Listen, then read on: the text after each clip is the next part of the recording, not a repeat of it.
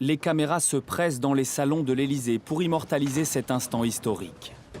Mamoudou Gassama est reçu par le président de la République, à qui il raconte son acte héroïque. Je me suis couru, il est traversé la route pour aller le sauver. Et Dieu merci de le sauver. Et donc, sans réfléchir, comme ça, vous êtes... Mais je n'ai rien réfléchi de moi, voilà. Je me suis monté directement et Dieu merci, Dieu m'a aidé aussi. Quand j'ai commencé de monter, ça me fait le courage de monter de plus encore. Voilà. Voilà. Bravo. Merci. Peu avant 20 h ce samedi à Paris, des passants filment cet enfant suspendu au bord du vide. Ses parents l'auraient laissé sans surveillance. À bout de force, il s'accroche à son balcon. Un homme de 22 ans grimpe alors les 4 étages à main nue, à la seule force de ses bras, puis agrippe le garçonnet de 4 ans, sous les hurrahs de la foule, massé au pied de l'immeuble. Mamoudou Gassama est félicité par les pompiers, il est désormais le héros de tout un quartier.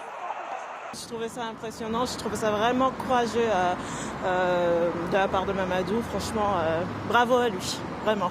Il n'y aurait pas beaucoup de gens qui auraient fait ce qu'il a fait, et puis voilà. D'avoir un homme courageux dans le quartier, c'est rassurant.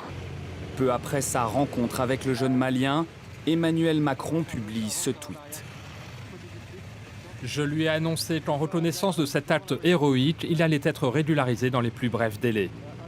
Avec sa compagne et son frère aîné, Mamoudou Gassama savoure cet instant dans la cour de l'Élysée. Ça me fait plaisir, ça paye, parce que c'est ma première fois de gagner un trophée comme ça, voilà. Je suis content, voilà. Une journée mémorable pour ce Malien arrivé en France en septembre dernier.